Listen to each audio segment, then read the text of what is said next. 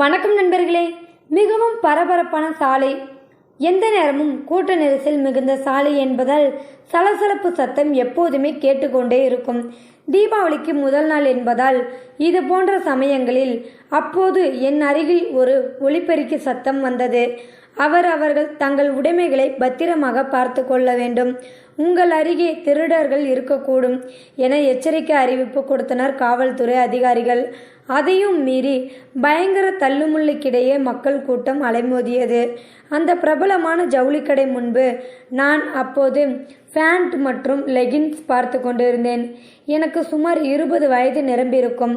அண்ணா, churidar top மற்றும் leggings வேண்டும் என்று கேட்க, அம்மா அது 3வது மாடியிலே இருக்குமா என கூற, உடனே 3வது மாடிக்கு போனாள். ஆனால் அங்குதான் எனக்கு எதிராக தீட்டிய சதித்திட்டத்தில் சிக்கப் போகிறேன் என்று தெரியாமல் சுடிதார் டாப் மற்றும் லெகின்ஸ் வேண்டும் என்று கூறினேன். அண்ணா, போன வாரம் வந்தப்ப அளவு தப்பாக கொடுத்துட்டீங்க அண்ணா என கூற, சரிம்மா, நான் உனக்கு தகுந்தவாறு தருகிறேன். நீ போய் அந்த அறையில் சென்று போட்டு பார்த்து விட்டு வந்து எடுத்துக்கம்மா என்றார் ஜவுளி கடையில் வேலை செய்யும் வேலைக்காரன். தனக்கு பிடித்த 4-5 ட்ரெஸ் செலக்ட் பண்ணிவிட்டு அறையை நோக்கி என் கால்கள் நடந்தது. சிறிது நேரத்தில் நான் கதவை சாத்தி கொண்டேன். அறை முழுவதும் கண்ணாடிகள்தான். தன் மேல் அணிந்திருந்த புடவையை அவிழ்த்தேன். கொஞ்ச நேரம் தனது அழகை கண்ணாடியில் ரசித்து கொண்டே ஒவ்வொரு சுடிதார் டாப் மற்றும் லெகின்ஸ் போட்டு பார்த்தேன். திரும்பவும் தன் புடவையை உடுத்தி கொண்டேன். அதுவரை எனக்கு அந்த காட்சிகள் தான் 3வது கண் பார்வையில் இருக்கிறது என்று எனக்கு தெரியவில்லை. இப்படி பல பெண்கள் சோதனையில் சிக்கியுள்ளது எனக்கு அப்போது தெரியவில்லை. இது அனைத்தும் முதலாளியின் டேபிள் கம்ப்யூட்டரில் ஓடியது. குளு ஏசி அறையில் இருந்து பார்த்து கொண்டிருந்தான். அப்போது அந்த பெண்ணிடம், முதலாளி 2000க்கு மேல் ஜவுளி எடுக்கும் அனைவருக்கும் குலுக்கல் முறையில் தேர்வு செய்து பரிசு வழங்கப்படும் என்று கூறினார் வேலைக்காரன். அதனை நம்பி நானும் தனது கைபேசி நம்பரை அவரிடம் கூறினேன். மறுநாள் இரவு எனக்கு ஒரு குறுஞ்செய்தி வந்ததும் அந்த குறுஞ்செய்தியை பார்த்தேன். அதில் 10 நிமிடம் ஓடக்கூடிய படம். அதை பார்த்தவுடன் ஒரு நொடி என் மூச்சை நின்றுவிட்டது. அதில் நான் ட்ரெஸ் மாற்றும் வீடியோ மற்றும் காட்சிகளுடன் அந்த நம்பரில் தொடர்பு கொண்டேன். எதிர் திசையில் அந்த நயவஞ்சக முதலாளி. நான் மெதுவாக ஹலோ என அழைக்க முதலாளியின் வரட்டு சிரிப்பு புரிந்து கொண்டேன்.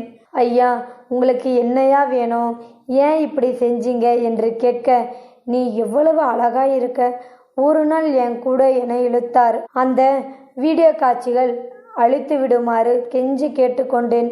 அப்படி என்றால் நான் சொன்னது போலவே ஒரு நாள் என் கூடவா என்று அழைத்தான். வேறு வழியின்றி நான் அவனிடம் தன்னை இழந்தேன். ஏன், எதற்காக இப்படி ஒரு செயல் அரங்கேறியது என்றால், நான் ஒன்றும் அந்த அளவுக்கு கேவலமானவள் இல்லை. நான் ஒரு ஏழ்மையான குடும்பத்தில் பிறந்தவர். இந்த செய்தியை என்னுடைய அப்பா அம்மாவுக்கு தெரிய வர அவமானத்தில் தூக்கில் தொங்கி விடுவார்கள் என்று நினைத்து, இந்த அவமானம் தன்னோடு போகட்டும் என்று தன்னையே அவனிடம் இழந்தேன். அன்று நான் ஒரு முடிவுக்கு வந்தேன். இவனை எப்படியாவது பழி தீர்க்க வேண்டும் என்று எனக்குள் ஒரு எண்ணம் தோன்றியது. அன்று முதல் நான் அவனை பின்தொடர்ந்தேன்.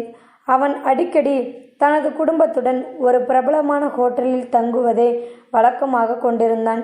அந்த ஹோட்டல் முதலாளியிடம் கெஞ்சி கேட்டுக்கொண்டேன் தனக்கு ஏதாவது ஒரு வேலை தரும்படி. அந்த முதலாளியும் என் மீது கருணை கொண்டு ரூம் கிளீனராக வேலைக்கு அமர்த்தினார்.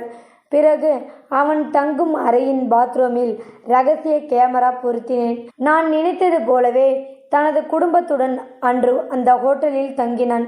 பிறகு மறுநாள் காலையில் எழுந்து தனது குடும்பத்துடன் புறப்பட்டு சென்றதும் அன்று இரவே அவனுக்கு ஒரு குறுஞ்செய்தியை அனுப்பி வைத்தேன். அந்த குறுஞ்செய்தியை பார்த்தான். அதில் அவன் மனைவியும் மகளும் பாத்ரூமில் குளிக்கும் முழு வீடியோ காட்சிகள் அரங்கேறியது. அதிர்ச்சியில் உறைந்து போய் என் நம்பரை தொடர்பு கொண்டான். நான் மெதுவாக எனது போனை எடுத்து அவனைப் போலவே வரட்டு சிரிப்பு சிரித்தேன். பிறகு நான் மெதுவாக சொன்னேன், நாளை காலை இன்டர்நெட் முழுவதும் இந்த காட்சிகள் பரவும் என கூறியபடியே நான் எனது கைபேசியை துண்டித்தேன். அவன் வெட்கத்தில் எத்தனை பேர் வாழ்க்கையில் நான் விளையாடி இருப்பேன். இன்று எனக்கே இந்த நிலை என்று கூறியபடியே அவன் தன் அறைக்கதவை பூட்டிக் கொண்டான். மறுநாள் காலையில் அவன் வீட்டில் அலறும் சத்தம். வெட்கத்தில் அவன் தன்னையே தூக்கில் மாட்டிக்கொண்டான். தோழிகளே, நீங்கள் வெளியே செல்லும் போது கொஞ்சம் கவனமாக இருங்கள். உங்கள் மூன்றாவது கண் எதிர்பார்த்து கொண்டே காத்திருக்கும். இந்த வீடியோவில் கருத்து உங்களுக்கு பிடிச்சிருந்தா லைக் பண்ணுங்க, ஷேர் பண்ணுங்க, கமெண்ட் பண்ணுங்க.